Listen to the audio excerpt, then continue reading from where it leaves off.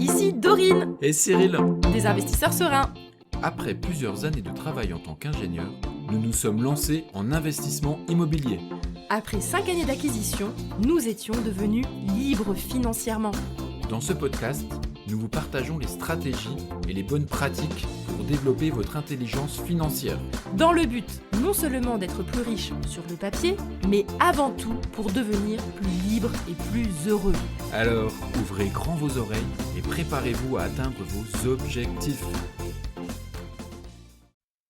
Investir en immobilier tout en créant sa propre agence immobilière avec Sophie de Saving Sisters. Hello les investisseurs sereins, j'espère que vous allez bien. Aujourd'hui, on va interviewer une sœur, parce que je ne sais pas si vous avez vu, mais j'ai également interviewé des frères récemment. Donc en fait, c'est Sophie et Valérie Ingalls qui ont le compte Instagram Saving Sisters. Et j'ai toujours aimé leur compte Insta. Je le suis depuis, on va dire, plusieurs mois, peut-être même un an. Et j'apprécie leur énergie et je me suis dit, il faudra bien qu'elles viennent à un moment donné ou à un autre sur le podcast pour me raconter leur parcours. Alors, je vous avoue, même si je suis leur compte Instagram, des fois, tu suis un compte parce que tu aimes bien les gens, mais concrètement, je ne sais pas exactement ce qu'elles ont fait. Donc, ça va être l'occasion justement de creuser un peu tout ça. Donc, aujourd'hui, j'accueille Sophie et on va pouvoir aller voir un peu tous ces investissements. Salut Sophie, comment ça va? Hello, bah écoute, ça va très bien. Merci de m'accueillir aujourd'hui. Bah, je suis ravie. Je vais découvrir avec toi parce que c'est vrai que sur les réseaux sociaux, alors je sais que vous êtes peut-être aussi ailleurs. Ah oui, et tu as aussi un podcast et une chaîne YouTube. C'est ça, exactement. Donc le podcast, c'est Pépite ou Pépin. Et la Ouais, chaîne YouTube, c'est... c'est Saving Sisters, pareil que Insta. Voilà. Et en fait, des fois, tu suis les gens sur les réseaux sociaux et tu les connais Ouais, pas si bien que ça au final, tu vois. Tu c'est dis, mais au vrai. fait, qu'est-ce qu'ils ont fait concrètement? Qu'est-ce qu'ils font exactement? Donc on va pouvoir approfondir tout ça aujourd'hui. Yes. Alors, elle n'est pas familière encore de mon podcast, mais les auditeurs le savent. On va démarrer depuis l'enfance. C'est-à-dire qu'on va essayer de comprendre déjà où tu as grandi, d'où tu viens. Mhm. Pour moi, c'est super important pour que les gens se rendent compte que, bah, en fait, les gens que j'interviewe, c'est pas des ovnis.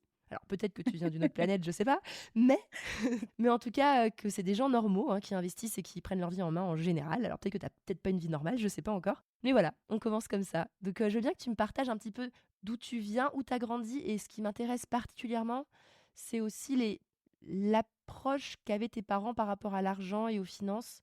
Entre Mhm. guillemets, dans quelle culture de l'argent tu as grandi? Ok. Bon, alors je viens pas d'une autre planète, je te rassure, mais en tout cas, je suis pas née en France. J'ai du coup grandi en Belgique. Donc j'ai mes deux parents qui étaient belges.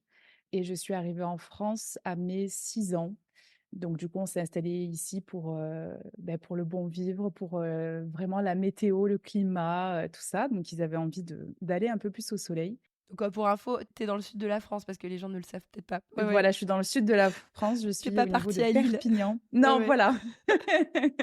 Non, si c'était pour déménager, c'était vraiment pour, tu vois, vraiment pour le cadre de vie, les palmiers et tout. Donc, je pense que ça s'entend d'ailleurs peut-être un peu à l'accent, mais je suis à Perpignan, donc à la frontière espagnole. Et du coup, voilà, on s'est installé ici à mes 6 ans. Que te dire d'autre? Le climat, en tout cas, dans lequel, j'ai grandi avec mes sœurs, parce que du coup, on est 3 filles à la maison.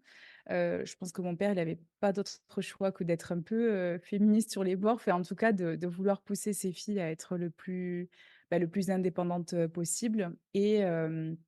Du coup, mon père était, salarié, il était en CDI, et par contre, très rapidement, ma mère, elle a entrepris un petit peu quand nous, on était jeunes et puis quand on a déménagé en France, elle est restée à la maison. Elle a fait le choix d'être mère au foyer pour pouvoir, passer du temps avec nous, être présente, bien que ce soit quelque chose que moi je trouve incroyable, enfin je suis toujours hyper reconnaissante envers ma mère d'avoir fait ce choix-là parce qu'on a pu faire des activités extrascolaires, voilà, il y avait toujours quelqu'un à la maison et cetera.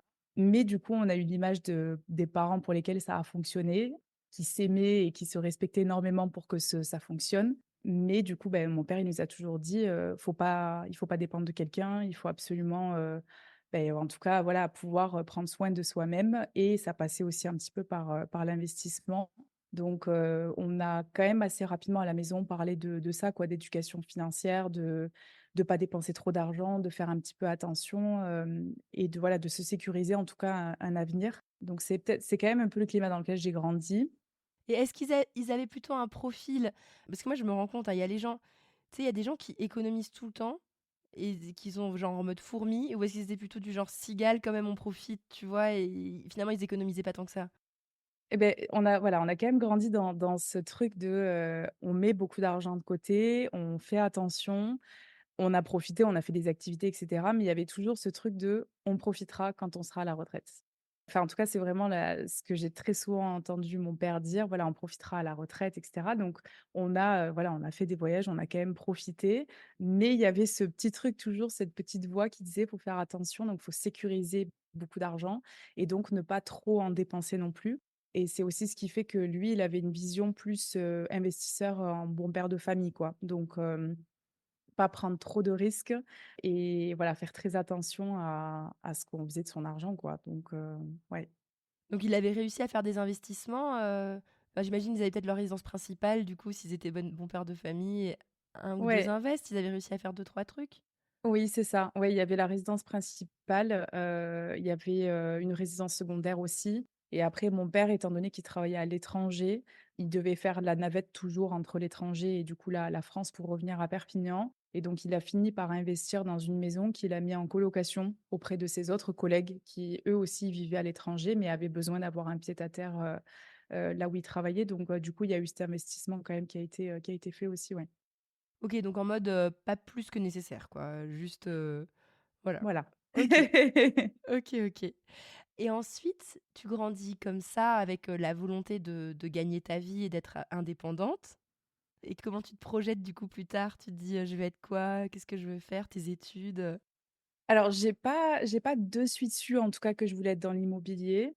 Je me voyais juste, en mode girl boss, dans un poste à responsabilité, n'importe, enfin, peu importe la branche, en tout cas, dans laquelle j'allais, je me voyais, en tout cas, gravir les échelons parce que, du coup, je pense qu'il y avait cette part de motivation de tu dépends de personne. C'est vraiment il nous a toujours quand même poussés. Je suis partie dans des enfin, au début, je suis partie au lycée dans des branches, plutôt générales, de peur, en fait, de me fermer des portes parce que, je pense que comme beaucoup de personnes, je savais pas du tout précisément le métier que j'allais faire. Je savais encore moins que j'allais finir là où j'en suis aujourd'hui, je pas du tout. Donc et je suis passée, je pense, par, 45 métiers différents dans ma tête, quoi. Je me suis vue, ouais, je me suis vue agent IMO, je me suis vue notaire, je me suis vue archi, je me suis vue véto, je me suis vue passer par un million de métiers différents et en fait, j'avais quand même toujours un petit peu l'immobilier dans un coin de ma tête parce que, j'adorais l'aménagement des espaces. Je trouvais vraiment très, très beau les belles bâtisses qu'on venait rénover. On venait garder le charme de l'ancien pour, voilà, pour avoir des biens d'exception donc ça, j'ai toujours ça trouvé magnifique et je m'achetais les petits magazines de décoration à chaque fois qu'on partait en vacances, j'avais le droit à un petit magazine. Val, c'était plutôt les magazines style, Forbes et tout et moi, c'était les magazines, A&D décoration, en fait, ce genre de truc, quoi. Alors Val, pour info, c'est Valérie, donc c'est ta sœur. Et Ouais, d'ailleurs, je me demandais, toi, t'es la grande sœur ou t'es la petite sœur? non, je suis la petite. Toi, t'es la plus petite en âge. OK. Ouais, je suis la plus petite des 3 aussi parce que du coup, il y a Val qui a 2 ans de plus. Moi, j'ai 27, Val, elle a 29 et notre plus grande sœur, elle a 30. Donc on OK. est toutes les 3, voilà, super proches en âge, et donc ouais, il y avait on va dire les magazines déco et tout ça que j'adorais, donc j'avais toujours gardé en tête un peu l'IMO et vu que mon père a quand même toujours été passionné aussi d'immobilier, même si, voilà, comme je t'ai dit, il y a eu des investissements, mais pas plus que ça. Parfois, il allait visiter par plaisir, il allait visiter un immeuble ou un truc qui était à la vente dans la commune dans laquelle on habitait, donc du Ah coup, oui, il fait j'allais partie avec lui. des petits curieux que les agents IMO détestent, parce qu'il leur fait perdre du temps. Exactement, qui te OK, demande une visite, mais en fait qui achète pas, quoi. Exactement. j'adore. Ouais. Du coup, mais en tout cas, ça m'a ouvert à ça et j'adorais y aller avec lui juste pour visiter et me dire: «Ah bah tiens, on pourrait casser ce mur, on pourrait faire ça». Donc du coup, on y allait avec Val, faire les visites avec lui et donc en grandissant, je me suis dit: «Bon, voilà, je vais faire une filière un peu générale qui me bloque pas du tout pour faire ce que je veux après». Donc j'ai fait un bac ES. Ensuite, je suis partie faire mes études à Toulouse dans une école de commerce. Grand classique, quand tu sais pas quoi faire, tu vas en école de commerce. Comme ça, tu es sûr que derrière, il y aura des débouchés.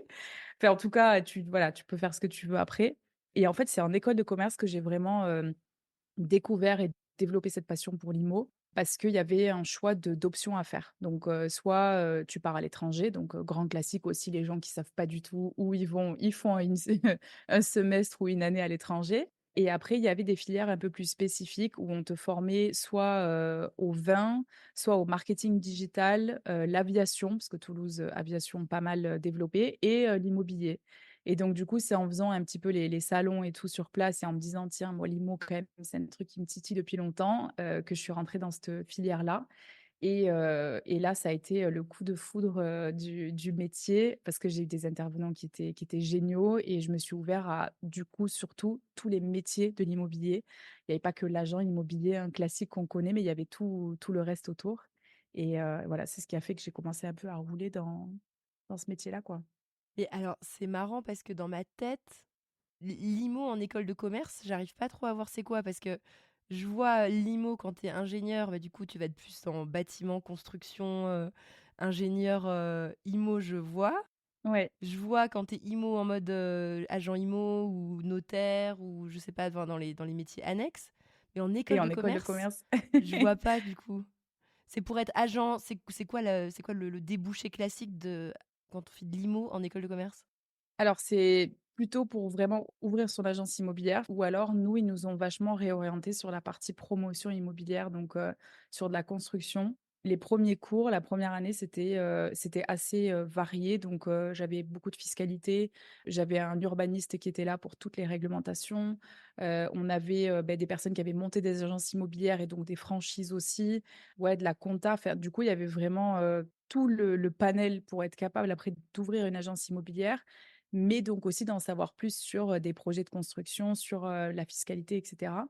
Et ensuite en 2e année, j'ai fait le choix de continuer à faire des cours du soir en IMO et donc là, on avait plus un volet, promotion immobilière, construction. Et c'est dans ça, en fait, que j'ai continué par la suite, puisque j'ai fait mon master ensuite donc en promotion immobilière à Bordeaux et mon alternance aussi dans ce domaine-là.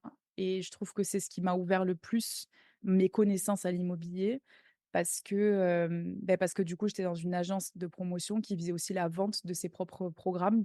Donc, je voyais vraiment tout le début, de la conception, enfin déjà de la recherche de terrain, puis de la conception, le suivi chantier et ensuite la vente et la mise en loc. Donc du coup, j'ai vu tout ce panel-là, hem et j'avais commencé un petit peu à m'ouvrir quand j'ai fait un stage à Manhattan. J'ai vécu pendant 6 mois du coup à New York et j'ai fait de l'IMO là-bas, de l'IMO de luxe. Trop bien! Ouais, c'était incroyable. Vraiment, expérience de fou parce que, apprendre de toutes nouvelles réglementations, de toutes nouvelles manières de travailler aussi. Et c'est une manière qu'au final, avec ma sœur, on applique aujourd'hui dans notre agence immobilière aussi. C'est-à-dire que en France, on a tendance malheureusement, ça change un peu avec les générations, mais à faire les choses un peu pour soi, rester dans son coin et j'ai rentré un bien, je le garde pour moi. Et alors qu'aux États-Unis, c'est vraiment, tout ce qui est disponible sur le marché, il est visible par tous les agents et les agents, ils représentent vraiment leur acheteur et ils vont chercher la pépite pour lui, se mettre en contact avec les autres agences et cetera. Et du coup, cette manière de travailler et cette, discipline aussi et la disponibilité pour les clients, elle est incroyable. C'est pas du tout quelque chose qu'on retrouve en France aujourd'hui, mais c'était une expérience, folle, ouais, c'était dingue. OK, donc en gros, toi, tu savais, enfin voilà, tu t'es orienté clairement et alors ensuite tu t'es dit, en fait, qu'est-ce que tu t'es dit? Tu t'es dit: «Je vais être salarié là-dedans et je vais bosser» ou tu t'es tout de suite projeté en mode: «J'aurai ma propre agence immobilière» ou comment tu t'es vu évoluer en tout cas au début, c'était quoi ton optique au démarrage? Alors au début, quand j'ai commencé du coup, quand je suis rentrée dans mes études et que j'ai commencé à grandir un peu plus, je me suis dit: «Je voudrais un jour être à mon compte» et il faut qu'à 30 ans à peu près, j'ai lancé, un projet. Je savais pas du tout dans quoi, mais pour moi, je pouvais pas être prête avant. Je sais pas pourquoi, c'était vraiment la barre symbolique des: «À 30 ans, je serai prête». Par contre à 20-22 non, tu vois? Donc il faut absolument que j'ai un CDI avant. Je pense que voilà, il y a aussi cette culture un peu en France de tu as la sécurité de l'emploi que quand tu as un CDI. Il faut que tu montres que tu as pris en expérience, que tu es légitime et cetera et plus jeune, tu l'es pas. Donc Et ça a continué un peu à être cultivé quand j'étais en promotion immobilière parce que tu imagines bien qu'une nénette de 22-23 ans sur un chantier, déjà tu es une femme, tu es jeune, c'était pas facile de se faire un nom ou de se faire respecter au début. Donc du coup, il y avait toujours ce truc un peu de, bah, voilà, je serai pas voilà, je serai pas prête avant, tant de temps. Et donc je me suis dit: «Je vais évoluer dans ce poste» et c'est ce qui m'était promis aussi, hein, par les patrons à l'époque de tout le temps dire: «Non, mais si tu fais ci, il y aura une promotion ou si tu fais ça, bah, du coup, il y aura tel poste derrière», Du coup, il y avait cette, possibilité d'évolution qui était là, donc je me suis dit: «Je vais rester là pendant quelques années et à 30 ans, je lancerai ma boîte et je serai prête», quoi. C'était un peu ça l'idée. Et c'est marrant parce que le fait d'investir à titre personnel, ça ne t'avait pas encore traversé l'esprit? Si, si, l'investissement, oui, mais pas encore je pense que j'avais pas encore compris que ça avait autant de puissance, quoi. Je pense qu'il y avait plus au début ce côté, sécurité et investisseur, en bon père de famille, quoi. Donc le côté, je me sécurise et ensuite on verra, quoi. Ensuite ça évoluera au fur et à mesure, et donc c'est en rencontrant aussi les clients qui investissaient auprès de l'agence pour laquelle je faisais les constructions, que je me suis dit: «OK, c'est des gens qui ont, je sais pas 35-40 ans, 45 ans», peu importe, ils avaient chacun des métiers, enfin, plus ou moins avec des responsabilités ou avec plus ou moins des salaires élevés, mais voilà, c'était assez varié quand même et c'est là où je me suis dit, «Ben, en fait, on peut faire plus que de la RP, plus que de l'investissement en bon père de famille». Alors bon, je vendais beaucoup de Pinel et c'est pas forcément l'exemple que je prendrai aujourd'hui, mais ça m'a en tout cas ouvert plus de champs des possibles donc si, ça s'est réveillé un petit peu en même temps que ces années de travail, quoi. OK, et donc là, qu'est-ce qui se passe? Parce que tu as ton CDI, tes grandes sœurs, elles font quoi? Parce que j'imagine elles comme tu es la petite sœur, je sais pas, elles ouvrent pas un peu la voie sur quelque chose? Tu as été inspirée par elles ou c'est qui a impulsé, la dynamique? Je pense que l'IMO, c'est moi. Après Val un peu en même temps parce qu'elle, c'était plus le côté, bah, elle était déjà à son compte. Val, elle a toujours eu cette, fibre, entrepreneuriale et l'envie de la curiosité déjà de tester des nouvelles choses donc voilà, les nouveautés et cetera mais aussi, bah, l'envie de juste pas travailler jusqu'à, jusqu'à 50-60 ans, le côté un peu j'ai la flemme de faire ça toute ma vie donc je vais trouver une manière productive et efficace d'y arriver bien plus tôt. Donc elle, c'est elle qui m'a ouvert vachement le mindset par rapport à ça. Moi, j'ai vraiment plus, enfin, en tout cas, j'avais plus ce mindset de: «Je vais taffer comme une tarée, genre comme une dingue pendant des années et j'en profiterai plus tard». Vraiment le mindset de mon père. Alors que Val, à l'inverse, c'était pas ça, c'est: «Je vais trouver une manière que mon argent, du coup, travaille pour moi». Donc moi, j'avais l'immobilier de passion et de sécurité, du coup et Val, elle avait vraiment plus l'immobilier, de d'investisseuse. Donc je pense qu'on s'est voilà, on s'est un peu motivés en même temps à peu près. Moi, j'avais fait mon premier achat de résidence principale qui clairement n'est pas l'investissement en tout cas que je conseille à mes coachés aujourd'hui. Val, c'était déjà beaucoup plus dans le côté, l'investissement. Mais c'est qui la première qui a commencé son premier invest? C'est moi, En RP? ouais, Et après, qui est-ce qui a fait le premier invest locatif? Val. OK. Ouais et après, en fait, on a c'est un peu aux mêmes périodes du coup qu'on a enfin moi c'était déjà ma passion, mais Val, elle y a pris goût aussi et donc en fait, c'est là où on a commencé ensuite à investir ensemble et que plus tard, a vu le jour du coup Saving Sisters parce qu'on s'est dit: «Mais punaise, le nombre de personnes qui voilà, qui se rendent pas compte de la puissance de l'immobilier, on a besoin de le partager quoi, de pousser de plus en plus de personnes à faire la même chose». Premièrement, auprès de nos amis, on avait énormément de questions aussi sur: «Mais comment, voilà, comment vous avez fait? Comment vous faites? Comment ça se passe? Moi, j'ai peur» et cetera et donc on a eu envie de commencer à le partager et puis on s'est dit: «Beh, il y a tellement plus de personnes qui doivent être au courant de ça» et donc on a créé Living Sisters comme ça, quoi. Mais alors attends, déjà, alors il y a plein de trucs qui me viennent à l'esprit. Déjà, question super intéressante. Enfin, moi, ça m'intéresse beaucoup. C'est que tu me dis, oui, donc nos proches, on a voulu aussi les emmener et les aider à investir eux. Nous, typiquement, avec Cyril, on a le problème, c'est que nos proches, alors, ils ont fait des études peut-être classiques et un travail classique, et nous, on a peut-être investi plus tard, donc peut-être que nos potes, ils sont plus vieux et on a plus de mal à les faire évoluer d'état d'esprit. Mais vous avez réussi, vous, dans les faits, à faire investir vos proches et à les motiver à se bouger et à faire des invests rentables, ou c'est quand même galère?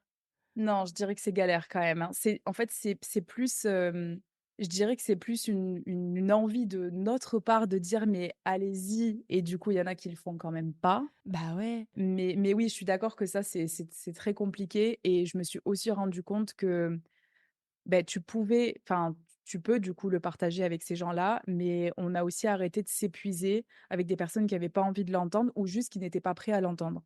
Et c'est pour ça aussi que, beh, sur Siving aujourd'hui, on a parfois des personnes qui nous suivent depuis des années, mais qui passent vraiment à l'action que, beh, 2 ou 3 ans plus tard et c'est OK. Ça veut juste dire qu'ils étaient pas prêts au moment où on leur a dit la première fois, peut-être pas non plus la deuxième ni la troisième, mais la dixième. Donc du coup, nous l'info, on la donne après, au début, on se fatiguait vraiment auprès de potes à dire: «Mais il faut acheter, il faut acheter, il faut acheter». Au bout d'un moment, s'ils le font pas, tu peux pas ouais. te battre pour eux.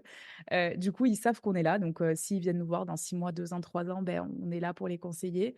Mais ouais, il y a des gens qui sont toujours réfractaires parce que juste, voilà, ils ont pas encore ils pensent ne pas avoir la situation ou alors ils ont pas reçu cette éducation à la maison et tu peux pas refaire toute une éducation non plus. Pas l'énergie, pas le temps, pas le toutes les Ouais, excuses qui peuvent se trouver. Mais oui, je comprends très bien, hein, exactement. ben, Ouais. on est tous passés C'est vrai que par c'est là à un pas moment facile. donné, mais ouais, ouais, ouais. Ouais, non, mais ça me parle vraiment parce que moi, ce que je me dis toujours, c'est qu'on peut pas aider les gens qui veulent pas être aidés, en fait. Mmh. Tu vois? C'est ça qui est frustrant, c'est que tu peux entendre des copains, des amis qui vont râler, qui en ont marre de bosser, machin et puis tu dis: «Bah, OK, mais tu veux trouver des solutions». Mais en fait, non, il veut pas trouver de solution. Il veut juste rester dans cet état de lamentation et il veut pas, tu vois? C'est compliqué. Ouais et ça, c'est le combat au quotidien et sur les réseaux, on le voit aussi tous les jours, hein. Il y a le nombre de personnes qui vont commenter en disant: «Mais ce projet-là, c'est» enfin, d'ailleurs, Val, elle a lancé un coup de gueule encore là, il y a quelques jours en disant: «Mais quand on présente un projet qui serait abordable et accessible pour, entre guillemets, «tout le monde», donc c'est-à-dire à des budgets qui sont vraiment pas élevés, qui sont pas compliqués en termes de travaux et tout, on va nous dire: «Mais c'est trop beau pour être vrai, c'est pas possible». OK, d'accord, bon, soit. Ouais. Et après, si tu présentes des projets, style, bah, un IDR ou tu as fait un montage, un petit peu particulier, on va te dire: «Non mais ça, c'est trop compliqué, partage pas ça parce que tout le monde ne peut pas le faire». Bon, bah, écoute, je peux pas, Bah, je ouais. peux essayer de trouver un juste milieu, mais du coup, si je te présente un bien entre les 2, tu vas me dire aussi qu'il y a autre chose qui va Ouais. pas. Donc je pense que voilà, on peut pas sauver tout le monde. Comme tu dis, on peut pas aider les gens qui ont pas envie d'être aidés et notre job aujourd'hui, c'est vraiment juste de donner l'information. Il y a énormément de contenu gratuit aujourd'hui, mais sur tous les comptes, que ce soit en investissement IMO, que ce soit parce que tu as envie de faire de la bourse, parce que tu as envie de monter un business. Il y a des coachs partout. L'information, elle est là. Si tu la veux, tu la prends. Si tu as envie d'aller plus loin, tu creuses et il y a peut-être des personnes, soit elles seront jamais prêtes, malheureusement, il y en aura toujours et il y en a, ben écoute, ils seront prêts dans 2 ou 3 ans et je serai très contente aussi, quoi. C'est comme ça. OK, non mais on est d'accord. Donc OK, donc tu me rassures qu'on n'est pas, vous avez pas réussi à faire que tous vos proches, deviennent, libres, et libres Non, financièrement en IMO, non, non, non, non parce que des fois malheureusement moi je non. culpabilise, je me dis: «Mais mince et tout», tu sais? Mais en fait, tant pis pour eux, on peut rien faire à un moment donné, Non, c'est tu peux pas clair. faire les choses pour les autres en fait, c'est pas aider. OK. Donc ensuite, tu m'as parlé aussi que vous vous êtes lancé en investissement locatif, mais tu as la grande, grande sœur, donc la première, elle s'est lancée aussi finalement? Non, pas encore. Donc elle fait partie des personnes qui sont encore en cheminement, on va dire et qui se lanceront peut-être plus tard? Ouais, c'est ça. Après, bah, elle a eu d'autres, projets aussi. Elle a eu ses 2 petits bébés là sur les 3 dernières années donc du coup, elle a été, vachement occupée aussi avec ça et elle s'est lancée aussi à son compte. Elle a complètement fait une reconversion parce qu'elle était traductrice à son compte avant et ensuite, et bah, elle s'est reconvertie quand elle est devenue maman. Elle s'est pris de passion pour, l'accompagnement justement des femmes en pré et en post-natal. Trop bien. Du coup, elle a mis énormément d'énergie là-dessus et elle met toujours énormément d'énergie là-dessus. Donc du coup, elle sait qu'elle investira un jour, mais c'est pas voilà, c'est pas une passion non plus. Donc par contre, c'est voilà, c'est notre, supportrice number one depuis le premier jour et non, je sais que ça viendra à un moment, ouais. Et donc c'est Sophie, toi Sophie qui a commencé avec ta RP, Val elle a attaqué avec son premier appartement en location. Ouais. Elle avait fait une première belle opération ou comment ça s'est passé pour son premier invest? Ouais, elle a fait une opération de dingue, c'était, sa RP mixée avec du locatif. Donc elle a fait, du house hacking, dès le départ. C'était une maison de village à côté de chez nous et du coup, elle l'a divisée en 2 logements et donc ça a été sa RP et puis ensuite, du coup, l'appartement du rez-de-chaussée était en loc donc ça a fait un beau mix et en plus, du coup, une belle plus-value à la clé si jamais elle revendait parce que, à l'époque où elle a acheté ça valait pas grand-chose dans le village et elle a fait une réno de dingue donc ouais, elle a fait un projet et ça a fait un beau mix de plusieurs scénarios possibles mais c'était pour de la RP aussi au final, ouais. Et donc là, après, vous vous êtes dit: «OK, go, on se lance ensemble» ou vous avez fait, vous êtes direct dit: «On s'associe et on va faire, de l'immobilier ensemble»? Ouais. Ouais, ouais, ouais. Parce que, bon, on est super complémentaires en termes de caractère, donc autant sur, l'investissement que sur le business, ça enfin, voilà, ça marche très, très bien et du coup, ben, on s'est dit: «Voilà, Val, elle a cette, fibre, entrepreneuriale, moi, j'ai le côté, connaissance en IMO qui était déjà bien développé grâce au boulot». Donc on s'est dit: On va associer, toutes ces compétences ensemble» et je trouve ça aussi plus fun de faire les choses, à 2 parce que, investir, chacune de notre côté, on l'a fait aussi, hein, on continue à le faire, mais les projets, ils sont enfin, c'est pas pareil, quoi. Moi, je trouve ça cool de pouvoir partager avec quelqu'un. Je trouve ça très bien et je conseille aussi à toutes les personnes d'investir seules parce que c'est toujours bien d'avoir son propre patrimoine, que ce soit parce qu'on investit en couple ou frères et sœurs, hein, mais c'est quand même toujours bien d'avoir son petit patrimoine à côté. Mais je trouve que le faire ensemble, la saveur, elle est différente, quoi. Les victoires, tu les savoures pas de la même manière, les coups durs aussi, parce que du coup, on le sait, c'est pas toujours tout beau, tout rose de d'investir non plus. Donc, de pouvoir parfois s'appuyer sur quelqu'un d'autre, que ce soit pour certaines démarches ou pour, une gestion de locataire ou peu importe, c'est quand même toujours cool de pouvoir le faire ensemble, quoi. OK et donc vous vous êtes dit, bah, donc le 1er house hacking, de Valérie, vous vous dites: «Qu'est-ce qu'on va faire maintenant, quoi?» Comment vous vous Ouais. êtes dit: «Tiens, maintenant» enfin, que rien que de se dire, tu sais, le moment où tu dis: «Vas-y, on fait un truc ensemble», c'est quand même une grosse décision. Comment vous avez pris cette décision? Pour nous, ça a jamais été une décision compliquée de faire les choses, ensemble. Je dirais plutôt que ça s'est même imposé plutôt à nous naturellement. Ça a été, voilà, naturel d'échanger sur beaucoup de choses, toujours ensemble et de se dire: «Bah, tiens, pourquoi on le ferait pas toutes les 2 et en fait, de s'envoyer à chaque fois, des annonces immobilières et de dire: «Tiens, t'as vu ça? Ah ben ça peut être trop cool et viens, on en étudie la renta et tout ça» et de se dire: «Bah, viens, on va visiter ensemble» et donc du coup, bah, de tout faire ensemble, ça s'est juste imposé de te dire: «OK, on fait un premier appart ensemble» et puis après ça a ouvert le champ des possibles et on a continué, quoi. Mais ouais, ça a été et puis ça s'est assez, vite aussi imposé à nous de le faire autour de là où on habite.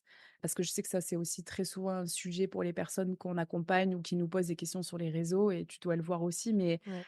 c'est parfois de nous dire: «Ah ouais, mais là, le secteur où moi je suis, il est pas voilà, il est pas super intéressant et tout ça». Donc, bon, je comprends, hein. C'est vrai que quand on habite à Paris, c'est pas on peut pas faire les mêmes projets que ce que moi je fais ici sur Perpignan.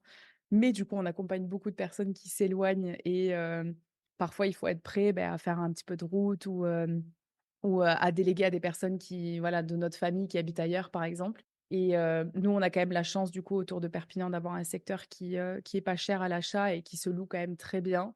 En plus d'avoir une station balnéaire à côté aussi donc du coup, ça c'était assez naturel qu'on reste par ici et donc on a fait, du coup, par la suite, tous nos investissements, autour de Perpignan, sur la côte et Perpignan même aussi et nous, on part plutôt sur du locatif, courte durée ou enfin, meublé classique, quoi. OK, donc le premier appart, vous l'avez acheté ensemble Mmh. et vous avez fait quoi pour, démarrer? Donc de la location longue durée ou de la location courte durée pour le 1er que vous avez acheté ensemble? Courte durée, direct. Direct? Ouais, courte durée et ensuite on a commencé à faire du mix. Donc c'est-à-dire qu'on faisait de la courte durée l'été et de la location meublée classique le reste de l'année, quoi. Donc très souvent, vu que c'est des beaux mobilités, c'est des jeunes, hein, qui sont en apprentissage ou sur voilà des contrats, sur de la formation ou des déplacements, sur de la courte moyenne durée et le reste, l'été du coup de la LCD, pure et dure et puis après ça dépend des projets. Aujourd'hui, on fait, sur Perpignan même, on fait de la LCD toute l'année parce que du coup ça c'est un secteur sur lequel ça fonctionne. Alors que sur de la côte, on s'est rendu compte que la LCD ça fonctionne pas forcément toute l'année.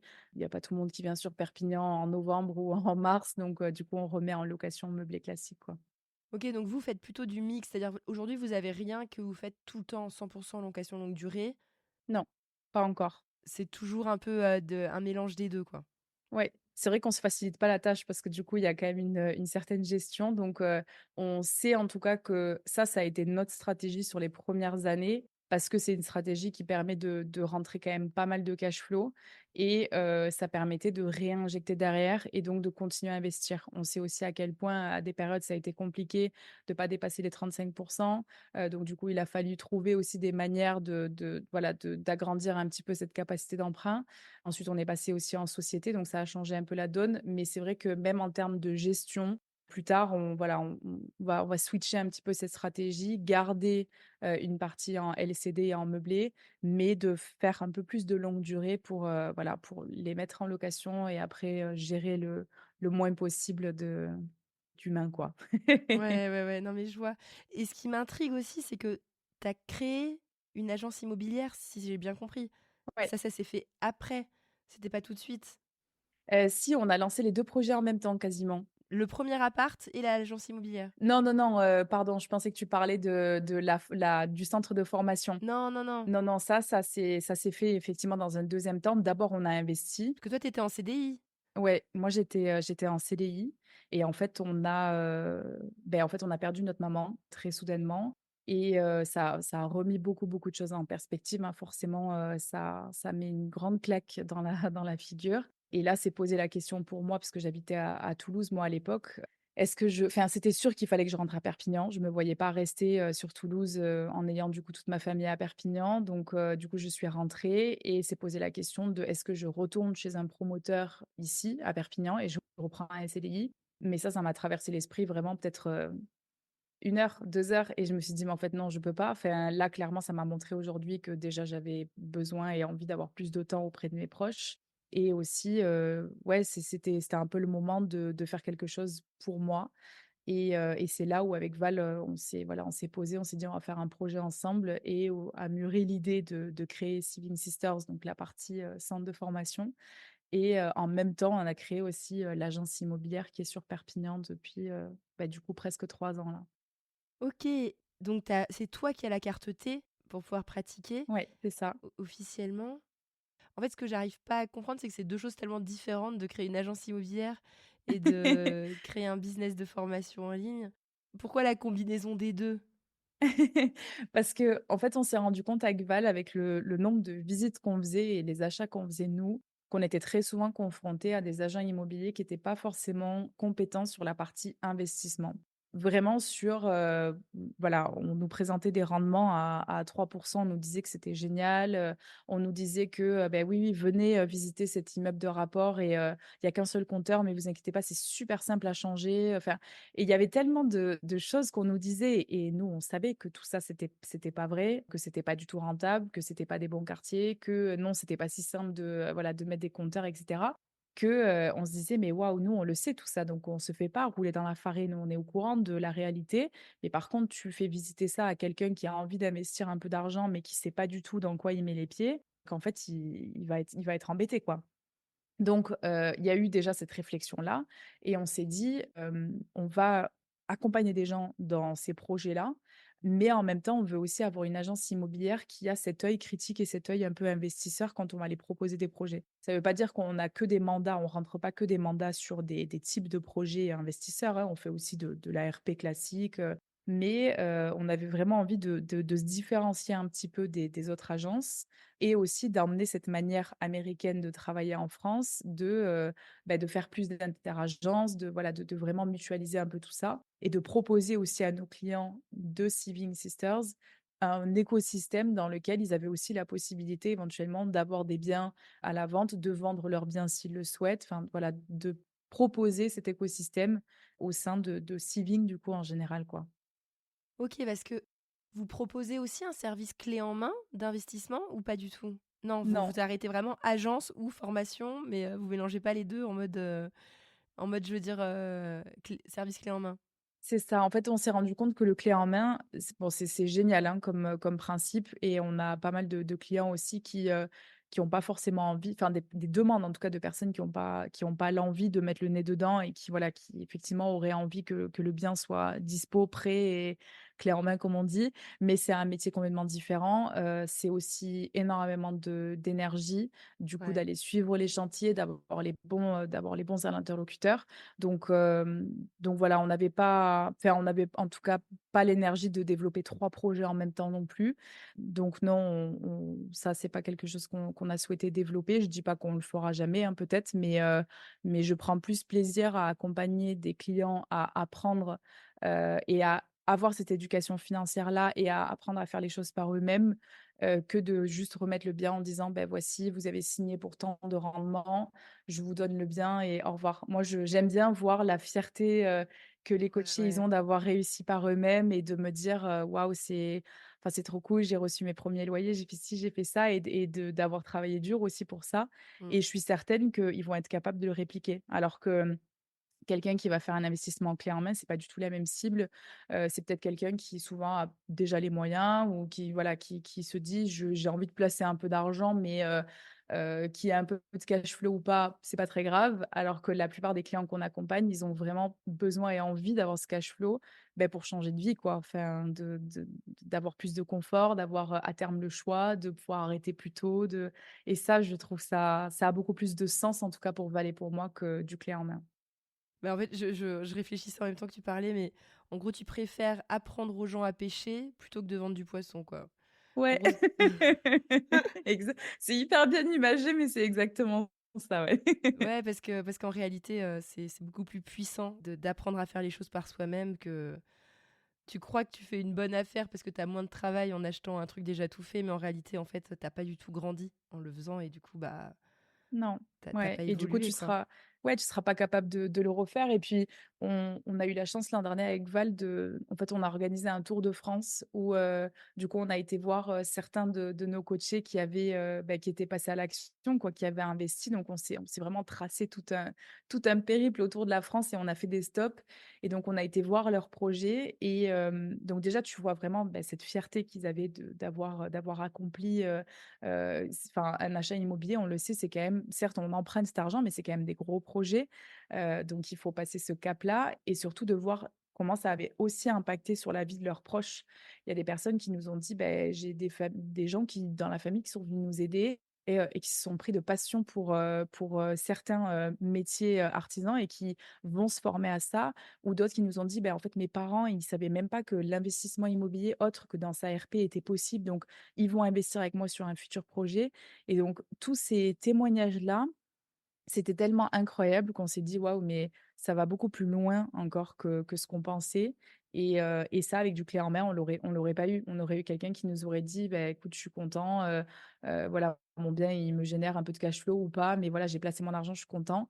Mais c'est pas la même chose. On n'a pas le même impact sur leur vie et je pense qu'on avait besoin de remettre du sens aussi dans ce qu'on faisait et moi, j'avais pas du tout de sens dans ce que je faisais en promotion immobilière, quoi. Donc ouais, c'était nécessaire. OK et une autre question aussi, c'est que comme vous avez pas mal de locations courte durée à Perpignan et aux alentours, Mmh. est-ce que vous faites aussi conciergerie? Non. C'est une offre que vous faites? Ah non? Ça, c'est intéressant parce que si vous le faites déjà pour vos propres biens, Ouais, ben ça pareil, en fait, c'est un autre métier et je pense qu'on a, au début en tout cas, voulu partir sur plein de fronts aussi en se disant: «OK, on va faire ça, on va faire ça». Mais on s'est rendu compte qu'à force de vouloir avoir trop de projets, trop d'entreprises, tu es un peu partout mais tu es nulle part et tu pas bon, dans ce que tu fais. Enfin, tu pas excellent en tout cas. Donc on avait eu pour projet de s'associer avec une conciergerie jusqu'à ce qu'on se rende compte au final que le service qui était proposé aux clients était pas bon. On en a en pâti nous-mêmes, hein, sur des projets donc du coup, on a décidé d'arrêter cette association et de se concentrer du coup, nous, sur les projets qu'on faisait nous et d'apprendre aux personnes qu'on accompagne, encore une fois, d'automatiser le plus possible leurs, projets ou de passer avec une conciergerie si, s'ils le souhaitent. Mais en tout cas voilà, de pas, d'apprendre à lire les contrats, de pas se faire avoir ou éventuellement d'apprendre à le gérer soi-même s'ils souhaitent le faire. Mais du coup, non, on n'a pas souhaité faire de la conciergerie nous-mêmes, c'est déjà énormément de travail de déléguer en tout cas ce qu'on fait sur les nôtres donc on n'a pas souhaité, évoluer cette offre-là. Et ça m'intéresse parce que, c'est vrai que maintenant je me rends compte quand j'interviewe les personnes sur le podcast, il y en a quand même une grande partie qui font de la location courte durée et ça m'intéresse d'avoir ton avis par rapport au marché de la location courte durée aujourd'hui, en 2024. Est-ce qu'il change? Est-ce qu'il évolue? Est-ce que les personnes qui nous écoutent, est-ce qu'elles doivent absolument faire de l'atypique, qui est très à la mode aujourd'hui?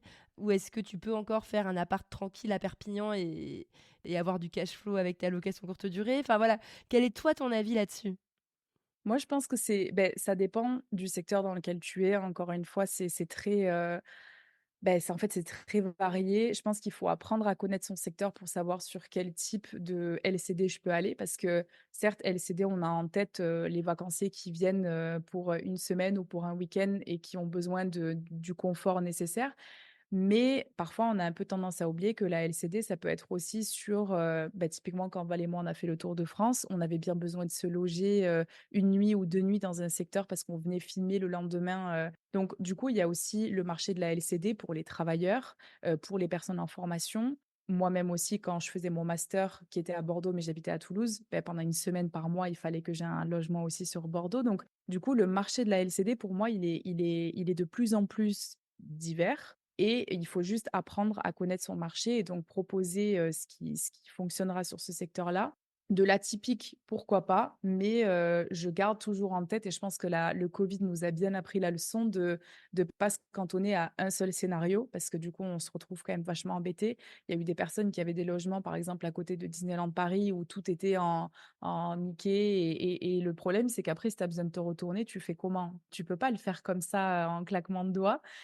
Donc du coup, si on fait de l'atypique, pour moi, c'est toujours garder en tête qu'on est capable de se retourner vite. Donc, au moins que ce soit uniquement sur de la déco, sur des choses que tu peux vite enlever et mettre autre chose.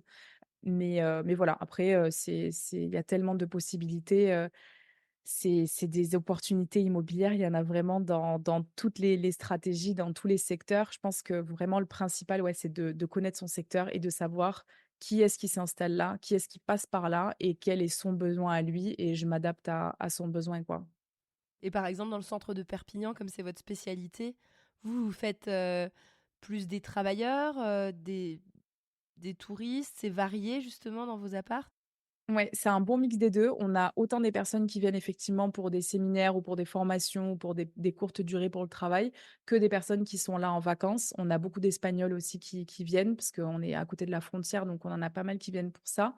On a un marché de Noël aussi qui est assez grand sur la côte pour lequel les gens viennent même dans le centre de Perpignan. Donc dans ces cas-là, ce qu'on fait, c'est qu'on adapte les logements à ce que visuellement, et ça aussi je pense que c'est important, c'est que pour moi, de la courte durée où tu mets juste un clic-clac et tu pas modernisé un minimum, au bout d'un moment, ça fonctionne plus. Parce que on le sait, les gens, ils fonctionnent au coup de cœur. Le clic sur Airbnb ou sur Booking, il va passer parce que tu as mis une première image un peu sympa, parce que tu as une couleur au mur, parce que tu as, un canapé qui est un peu à esthétique, parce que les gens, ils viennent aussi pour une expérience. Donc si tu viens en tant que professionnel, il te faut du confort. Donc, là, c'est voilà, ils vont regarder qu'il y a un minimum, tous les ustensiles dont ils ont besoin ou une machine à laver ou ce genre de choses. Par contre, si tu viens en vacances, tu as pas envie d'avoir la même décoration que chez toi. Donc du coup, de mettre l'accent sur une touche un peu cool. Donc on a la chance aussi dans le centre-ville de Perpignan d'avoir, les cheminées, d'avoir les carreaux de ciment, donc ça, c'est des choses qu'on essaie de conserver et après d'avoir une identité, particulière quoi, de mettre des cuisines, pas blanches parce que ça, tu l'as chez toi ou tout le monde l'a déjà vu, mais de mettre, du bois ou de mettre des couleurs un peu flashy sur un canapé, ce genre de choses, quoi. OK, OK. Non, mais ça me paraît très clair et vous, vous avez principalement acheté des apparts dans des copropriétés ou vous avez aussi fait de l'immeuble? Non, principalement en tout cas des apparts. Ouais, ça c'est pas forcément un parti pris, hein, c'est juste les opportunités qui se qui se sont présentées. En fait, on n'a pas de Ouais, on n'a pas de stratégie avec Val où on se cantonne qu'à ça. C'est vraiment par envie et par opportunité qui se présentent. Donc du coup, on fait les choses parce qu'elles nous font kiffer et parce que, comme je te disais au début, c'est que l'amour pour le patrimoine, vraiment la vieille pierre, Restaurer ces biens-là, c'est quelque chose que toutes les 2 on aime énormément. Donc du coup, c'est aussi pour ça qu'on investit, parce que s'il y a un appartement dans un bel immeuble et qu'on sait que ce style-là, nous, il nous plaît, et ben, on va investir dedans parce que je trouve que il faut toujours pouvoir, se projeter dans un bien si tu as envie que les autres, ils aient la même sensation que toi, quoi. C'est pas investir pour investir, c'est investir dans des belles choses et proposer des belles choses sur le marché, quoi. Et d'ailleurs, je me demandais parce que toi, en tant qu'agent immobilière, est-ce que quand tu vois une bonne affaire, enfin, tu es un peu jugé parti dans le sens où si tu as une bonne affaire qui tombe et tu te dis: «Waouh, il est vraiment pressé de vendre et moi je veux bien l'acheter celui-là», tu as le droit de t'acheter à ta propre agence? Comment ça Non, fonctionne? déontologiquement, tu pas le droit de faire ça. Bon, après, si vraiment, en tant qu'agent immobilier, s'il y a vraiment une personne qui souhaite vendre et que tu l'as pas encore en mandat, c'est possible du coup de se positionner dessus et de dire: «Bon, ben, je fais une offre à titre perso, avant même que ça touche le marché». Mais Ça t'est déjà arrivé de faire ça? non, honnêtement, ça ne m'est jamais arrivé.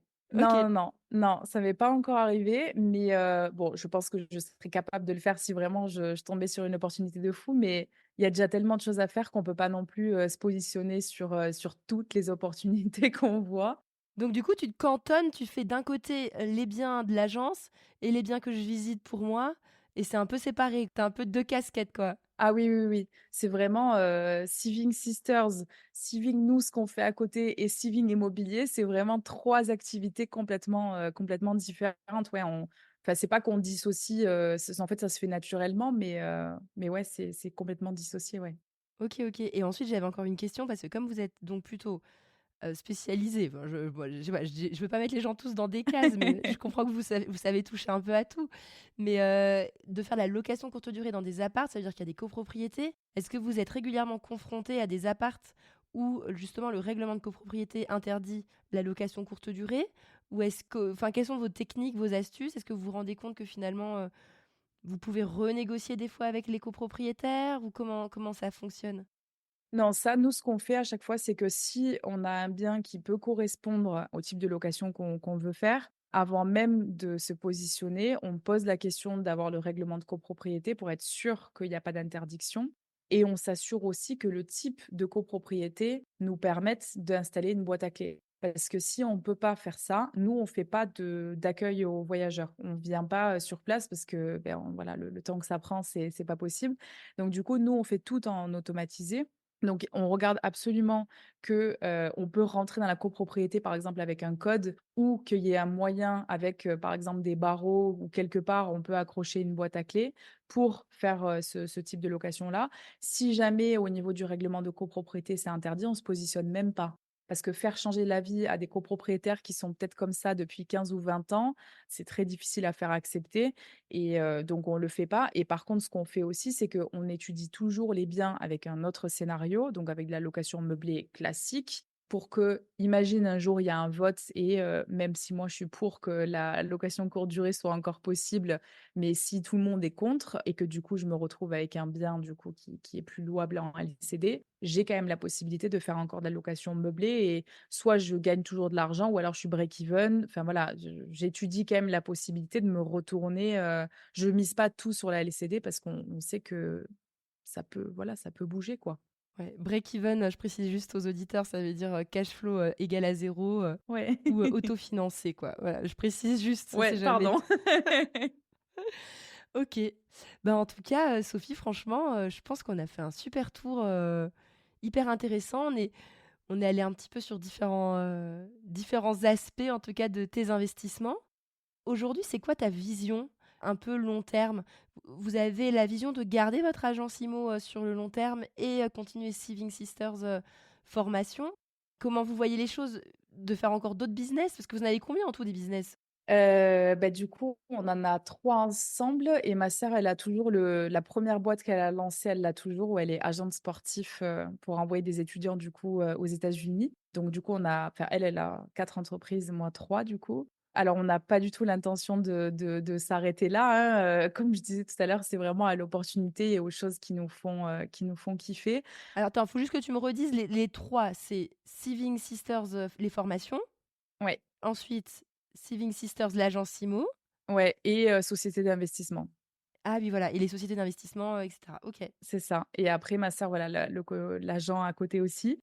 Donc non, enfin, en tout cas, la vision long terme pour Siving, c'est que l'agence immobilière, elle se développe, on est pour l'instant que sur le 66, donc les Pyrénées-Orientales. L'objectif, c'est vraiment de le développer, au niveau national aussi. Bon, on sait pas encore si c'est franchisé ou pas, mais en tout cas, il y aura un développement et Siving Sisters, oui, c'est de continuer à former, des milliers de personnes, à l'investissement immobilier et après nous, des d'autres projets si, voilà, s'il y a des opportunités qui se présentent, Ah et attends, juste avant que j'en profite, Siving Sisters, ça vient d'où ce nom Siving?